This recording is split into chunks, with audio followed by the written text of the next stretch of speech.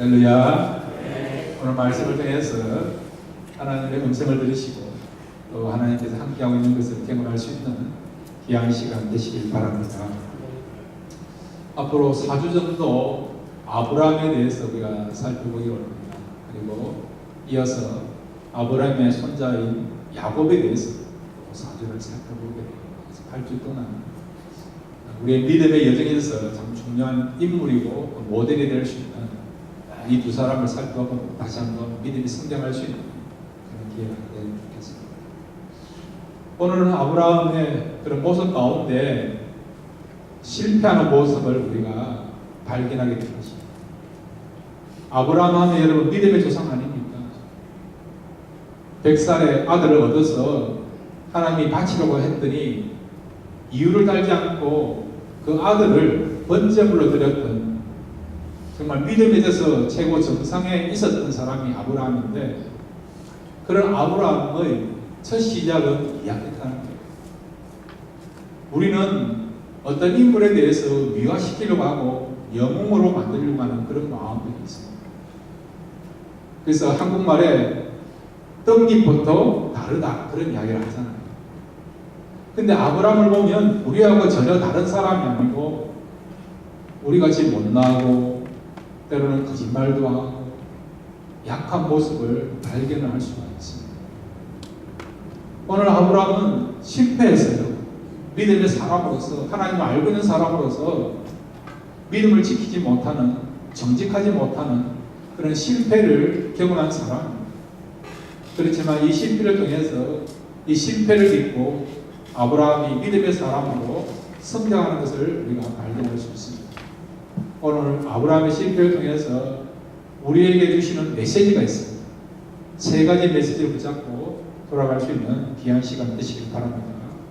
첫 번째 우리가 붙잡을 메시지는 뭐냐? 우리 같이 한번 따라할까요? 하나님의 언약은 반드시 성취된다.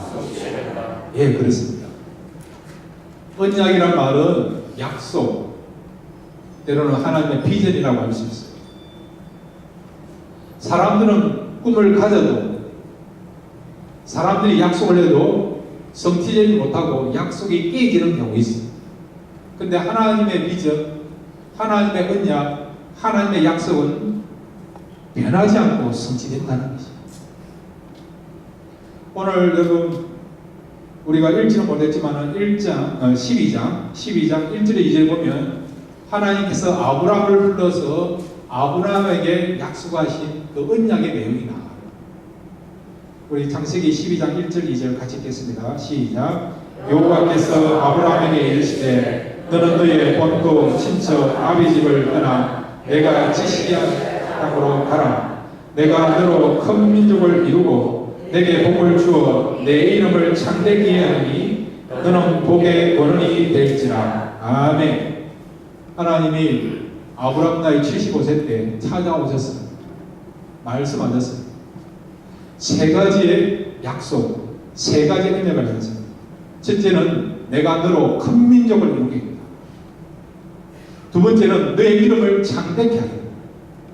세 번째는 너는 복의 권원이 되는 것이다. 이 약속입니다. 그런데 그 당시 아브라함에게는요, 큰 민족을 이루기는 커녕 자녀 하나도 없고, 자녀가 있어야 큰 민족을 이루고 그 이름이 창대케 되고 그가 복의 권원, 복의 조상이 될 수 있는, 이런 약속을 받을 때 아브라함의 형편은 자녀 하나 없는 그런 상황입니다. 이런 하나님의 약속, 이런 하나님의 꿈이 이루어질 수 있는 상황이 아니에요. 그 다음에 여러분 창세기 17장 19절에 보면 이런 약속, 이런 언약이 누구를 통해서 이루어지게 될 것인가 분명히 말씀하고 있습니다. 창세기 17장 19절 21절 두 절 말씀 같이 읽겠습니다. 시작. 하나님이 가라사대 아니라 내 아내 사레가 정녕 내게 아들을 낳으리니 너는 그 이름을 이삭이라 하라. 내가 그와 내 언약을 세우리니 그의 후손에게 영원한 언약이 되리라. 내 언약은 내가 맺는 이 기한에 사라가 내게 낳을 이삭과 세우리라. 아멘. 하나님께서 아브라함에게 약속하셨던 그 약속이 누구를 통해서 나타나게 되느냐, 이루어지게 되느냐? 그의 아들 이삭을 통해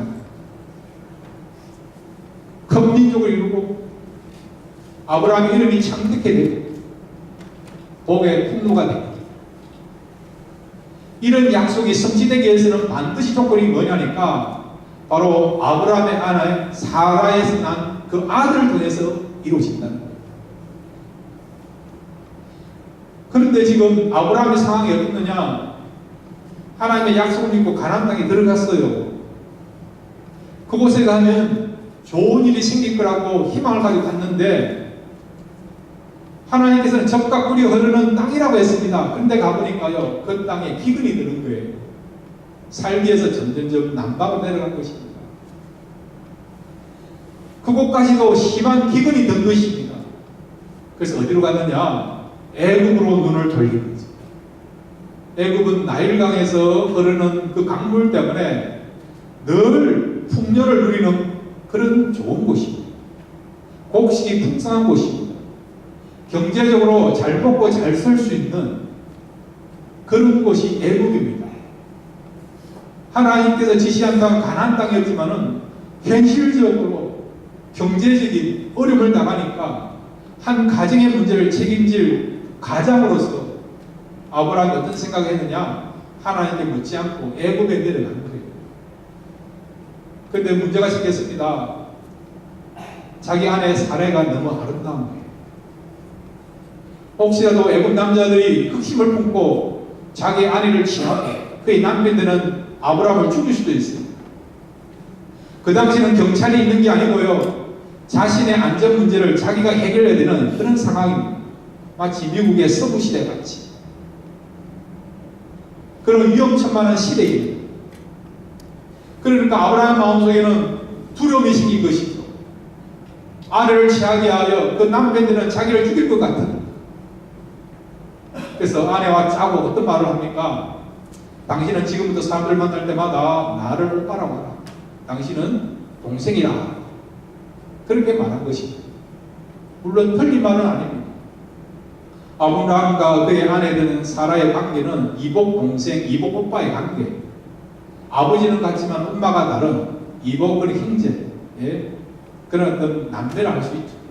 그렇지만은 사라는 지금 오빠 동생으로 사는 게 아니고요, 아내로 사는 것이. 아브라함은 지금 오빠가 아니고요, 남편입니다. 그런데도 살기 위하여서, 생명을 부지하기 위해서 지금 거짓말을 한 것이죠. 그런데 오히려 이것이 화를 자초하게 된 것이죠. 위기를 만나게 된 것이죠. 사라가 아름답다는 그런 이야기를 사람들이 알게 되고 퍼뜨리게 되고 애굽의 왕궁까지 전해지게 되었습니다. 그래서 결국 사라가 뜻하지 않게 바로의 궁으로 들어오게 되고 결국 동침할 수밖에 없습니다. 그렇게 되면 하나님의 약속은 아브라함과 사라를 통해서 나온 그 이삭을 통해서 이런 언약이 이루어지기를 원하는데 그 하나님의 언약이 중단될 수밖에 없습니다. 이제 사라가요, 아브라함의 아내가 아니고 바로의 아내가 될 수밖에 없는 그런 위기를 만난 것입니다. 그런 위기 상황 가운데 하나님이 개입하신 것입니다. 여러분 꼭 믿으십시오. 때로는 하나님이 저 멀리 있는 것 같아서 나의 형편 나의 사이 모르는 것 같아서 나는 정말 어려움을 당할 수밖에 없고 위기를 만날 수밖에 없다, 그런 절망 가운데 있다 하더라도 하나님은 하나님 때에 역사한다는 사실을 믿으시길 바랍니다. 하나님이 개입하신 것입니다. 바로의 집안에 재앙을 내린 것입니다. 바로가 알게 된 것입니다. 아브라함의 아내를 취한 것을 알게 된 것입니다. 그래서 아브라함이 믿는 하나님께서 재앙을 내리신 것을 알게 된 것입니다. 창세기 2장을 보면 똑같은 내용이 나와요. 아브라함이 그랄 땅에 잠시 머물렀는데 그때도 똑같이 오빠 동생으로 하라고 거짓말을 하게 된 것입니다. 결국 이 사라가 그날 왕에게 불려가게 되었고 위기를 만난 것입니다. 그럴 때 하나님이 나타나셔서 그날 왕 아비멜렉에게 뭐라고 말씀하셨냐? 네 그 여자를 건드리면 너 죽인다. 그래서 결국 사라를 돌려버리는 사건이 또 뒤에 나타납니다. 바로도 마찬가지라고 저는 생각합니다. 바로가 깜짝 놀랄 정도로 이 여인을 건드리면 큰일 난다는 것을 알게 된 것이죠. 그래서 결국 어떻게 됩니까? 사라를 돌려보내게 된 것이죠. 하나님의 언약이 사라에 통해서 나온 이삭을 통해서 축복이 흘러가기 원하고 아브라함 이름이 창대기 되기 원하고 큰 민족을 이루기를 원하셨는데 결국 그것이 중단될 수밖에 없는 위기를 만났지만 위기 가운데 하나님께서 개입하셨어요. 사라의 태를 보호하시는 것을 보게 된 것이죠. 여러분, 이런 하나님의 역사는 오늘 우리에게 일어날 수 있다는 사실 믿으시길 바랍니다. 하나님의 언약이 성취되기 위해서 상황이 힘들고 여건이 힘들고 그런 언약이 이루어지기에 불가능하다고 하는 그런 상황 가운데서 하나님이 약속하셨다면, 그러니까 우리가 그 약속을 믿고 살아가면 반드시 그 약속은 이루어진다는 사실을 믿으시기를 바랍니다. 두 번째로 우리 붙잡을 수 있는 교훈은 무엇입니까? 우리 같이 한번 따라할까요? 고난은 우리를 성장시키는 통로이다. 예. 아브라함이 애굽에 가서 위기를 만난 거예요. 아내를 빼앗길 수밖에 없는 위기를 만난 것이죠. 그렇지만은 이런 또 위기를 만났지만은 이런 위기를 통해서 어려움을 통해서 무엇을 얻게 되고 무엇을 발견하게 됐는가? 그것은 하나님이 누군가를 알게 된 것입니다. 여러분 지금까지 살아오면서 예수를 믿으면서도 불구하고 어려움이 오잖아요. 가정적인 어려움, 개인의 어려움, 경제적인 어려움, 육체의 어려움, 여러분에게 속해 있는 자녀들에게 어려움이 올 수 있습니다. 그냥 우연히 찾아왔다고 생각하지 마십시오. 모든 어려움의 목적은 뭐냐? 하나님을 알기 위하여, 하나님을 알게 하기 위하여 그런 목적으로서 하나님께서 우리에게 어려움을 준다는 것이죠. 그래서 고난을 통해서 하나님을 알아가는 것이죠. 아브라함의 이런 어려움을 겪었고 위기를 만났지만은 그걸 통해서 무엇을 발견했느냐? 하나님이 누군가를 알게 된 것이죠. 그러면 아브라함이 발견한 하나님은 어떤 분입니까? 바로보다 더 높으신 하나님인 것을 알게 된 것이죠. 그 당시 바로는요, 세계에서 가장 강대국의 왕입니다. 신께가 시켜서 신으로 부르는 그런 존재가 바로예요. 무서울 것이 없고 강력과 힘과 권력을 갖고 있는 거예요. 그 당시 세상에서 가장 높은 자에 있는 사람이 바로입니다. 그런데 그런 높은 자가 있고 그런 힘이 있는 바로를 혼낼 수 있는 분이 누구라고요? 하나님. 비록 실패했지만 실패를 통해서 자기를 부르신 그 하나님이 누군가를 실패를 통해서 알게 된 것입니다. 비록 위기를 만났고 어려움이 있었지만 아브라함은 애굽에 그런 잠깐 동안 있는 기간을 통해서 하나님을 알게 되고 이제부터는 그의 삶이, 그의 가치관이, 그의 신앙관이 달라지는 것을 보게 되죠. 자, 여러분 창세기 14장 14절부터 16절까지 우리 같이 읽겠습니다. 창세기 14장 14절부터 16절입니다. 시작. 아브라함이 그 조카의 사로잡혔음을 듣고 집에서 빌리고 연습한 자 318인을 거느리고 땅까지 쫓아가서 그 가신을 나누어 밤을 타서 그들을 져서 파하고 다메섹 사폰 호바까지 쫓아가서 모든 빼앗겼던 재물과 자기 조카 롯과 그 재물과 또 부녀와 인민을 다 찾아왔더라. 아멘. 자기 조카 롯이 지금 연합군에 의해서 잡혀서 포로로 잡혀가고 있다는 것을 알았는 거예요. 외면할 수도 있습니다. 그럼에도 불구하고 아브라함은 숫자적으로 적은 수지만은 자기 집에 있는 사병 318명을 데리고 밤중에 연합군을 상대해서 전쟁을 치는 것입니다.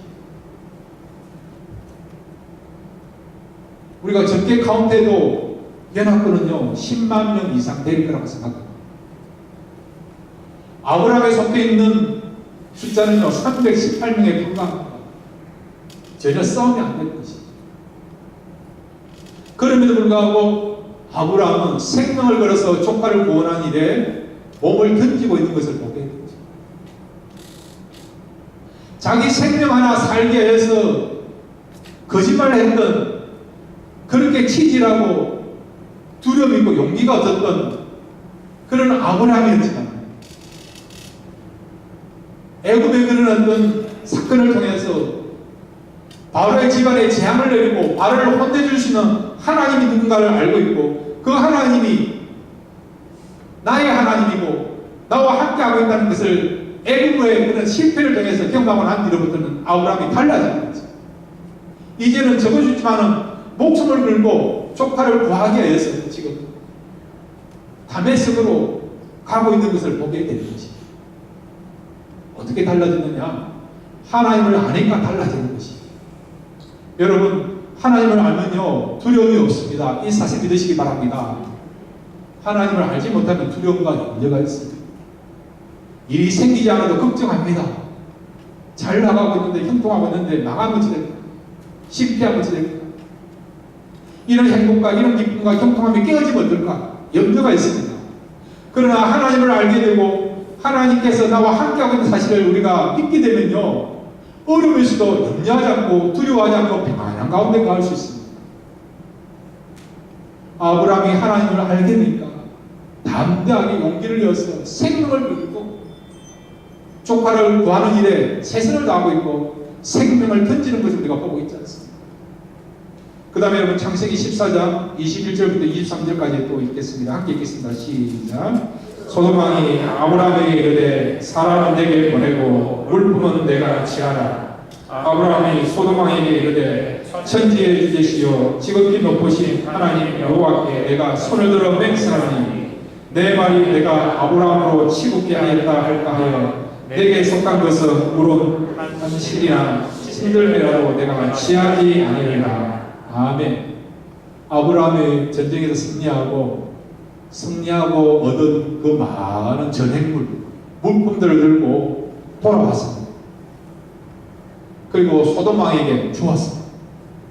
그랬더니 소돔왕이 뭐라고 이야기합니까? 정치적인 목적을 가지고 바로 네가 취한 것은 네가 가져라고 그렇게 합니다. 돌려줍니다.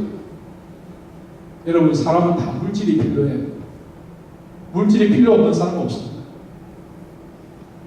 근데 아브라함은 자기가 애써서 생명을 걸어서 얻었던 취했던 물질인데 돌려주잖아요.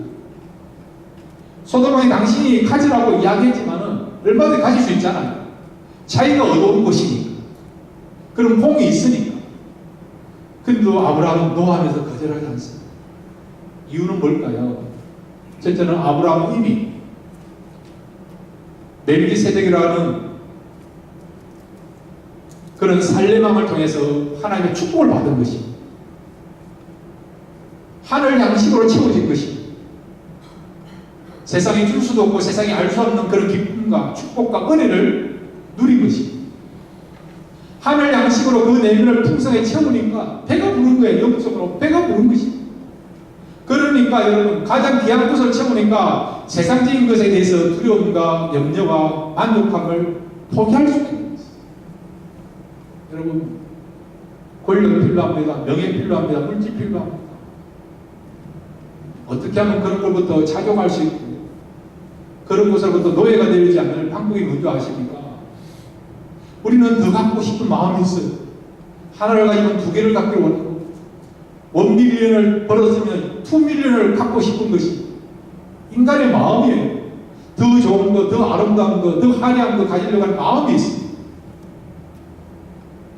그런 마음으로부터, 굶주린 마음으로부터, 쫓기는 마음으로부터 어떻게 하면 우리가 자유할 수 있느냐? 하늘 양식으로 채우시길 바랍니다. 세상적인 것보다도 더 풍성하고 진정 기쁨을 줄 수 있는 하늘의 축복으로 채우시기를 바랍니다. 그러면 얼마든지 여러분 세상적인 것이 부족하다 하더라도 없다 하더라도 쫓기지 않고 그것 때문에 굶주리지 않고 자유할 수가 있는 것입니다. 이미 아브라함은 멜기세를 통해서 하나님께서 주시는 축복을 채운 거예요.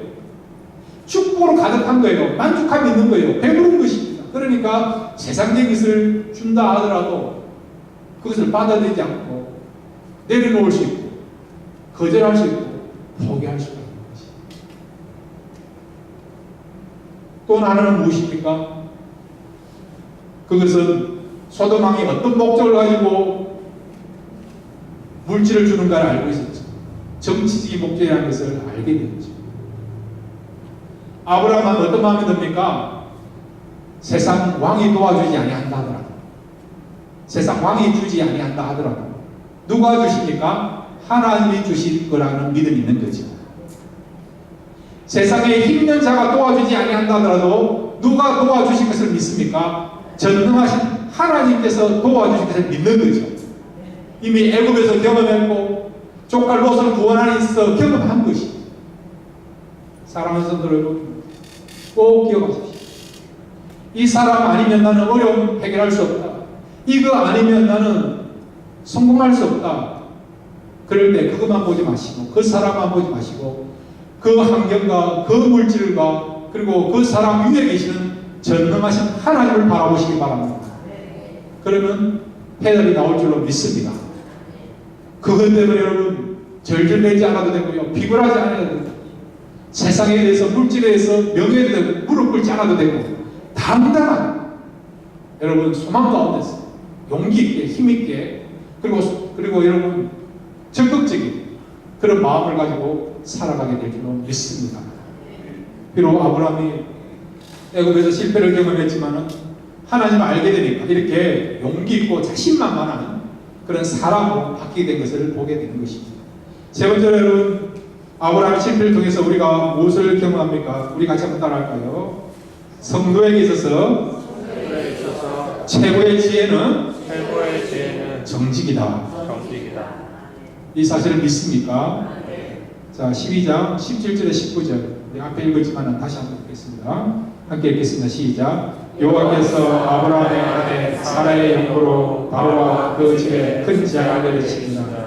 바로가 아브라함을 불러서 이르되 내가 어찌하여 나를 이렇게 대접하느냐? 내가 어찌하여 그를 내 아내라고 내게 고하지 아니하느냐? 내가 어찌 그를 유일하여 나로 그를 취하여 아내를 삼게 하였느냐? 내 아내가 여기 있으니 이제 데려가라 하고. 아멘. 왜 이런 어려움이 왔습니까? 처음부터 그냥 손을 쥐어가지고 아예 아내라고 이야기했어요. 그의 아내가 바로의 궁에 불러가면 아내를 빼앗길 일이 없을 것입니다. 자기 나름대로 머리를 굴리고 처세술을 생각한 거예요. 하나님을 의지하지 않고 하나님을 바라보지 않고 자기 문제를 자기가 해결하고 하는 거예요. 인본주의죠. 그런 인본주의적인 그런 어떤 마음을 가지고 문제를 해결하려고 하니까 오히려 그것이 화를 자초하는 위기를 더 위기로 만들어버리는 그런 상황이 된 것입니다. 정직하게 솔직하게 이 사람은 나의 아내다라고 이야기했다면 오히려 더 안전하게 보호받을 수 있는 상황이 될 것입니다. 아내를 아내라 하지 않고 누이라고 속이는 걸 말미암아 더 어려움을 겪게 된 것입니다. 여러분, 이민생활이 쉽지 않아요. 정직하게 하고 진실하게 하면 손해보는 경우도 있습니다. 왕따가 당하는 경우도 있습니다. 당신만 정직하냐? 그렇게 오해도 받고 미움도 받을 수 있습니다. 그럴 때일수록 여러분 하나님을 바라보시기 바랍니다. 이 상황에서 하나님이 뭘 원하는가? 하나님을 좋게 할 것인가? 사람을 좋게 할 것인가? 생각하십시오. 우리의 사고로 우리의 생각으로 손해볼 그런 상황이 된다 하더라도 하나님이 뭘 기뻐하실 건가 생각하십시오. 정직하고 진실하게 하면 하나님이 보상해 주시고 길을 열어주시고 붙잡아 주시고 격려해 주시고 지켜주신 은혜가 임하게 될 줄로 믿습니다. 여러분, 믿음은요 결단입니다. 결단. 던지는 거예요. 던져. 여러분의 마음을 던지는 것이고 삶을 던지는 거예요. 하나님께 올려드리는 것입니다. 그것이 믿음인 것입니다. 그리고 내가 정직하게 하면 사업적으로, 비즈니스적으로, 직장생활에 있어서, 대인관계에 있어서 손해볼 것 같고 불이익을 당할 것 같고 어려움이 있을 것 같지만 그것만 바라보지 마시고 하나님이 기뻐하신 것은 진실함과 정직함이니까 하나님을 좋게 하기 위해서 하나님 뜻 가운데서 우리가 정직하게 살면요 하나님이 다 갚아주시고 보상케 하십니다. 때로는 하나님께서 우리를 불쌍해 주셔서 은혜를 베풀어 주십니다. 도와주십니다. 지켜주십니다. 그러나요 어떤 경우는요 우리가 하나님 앞에 믿음을 드릴 때 비로소 역사하는 경우가 참 많습니다. 때로는 여러분 어머니 생기고 갈등이 생기고 딜레마에 빠질 때 고민하지 마십시오. 하나님이 뭘 원하시는가 이 순간에 그것만 생각하셔서 하나님 앞에 헌신하시고 말씀대로 살아가시고 정직하게 합니다. 뒷감당은 하나님께서 해줄 줄 믿습니다. 오히려 이것이 더 축복받고 형통받는 그런 역사가 일어나게 될 줄 믿습니다. 이번 한 주간 이런 말씀을 전하면요 목회자도 한 주간 그 말씀에 테스트를 받고 여러분도요 테스트를 받습니다. 그런 테스트 앞에 여러분 쓰실 때에 갈등하지 마시고 말씀대로 정직하게 하시고 진실하게 사십니다. 그 테스트 여러분 성공하십니다. 극복하시면 분명한 하나님의 축복과 은혜가 닫혀있는 문들이 열려지기는 새로운 역사를 경험하는 놀라운 일들이 이번 한 주간 여러분의 삶 속에 나타나게 될 줄로 믿습니다. 말씀대로 적용하셔서 풍성한 열매를 맺는 저와 여러분 되시길 주의 이름으로 축원드립니다.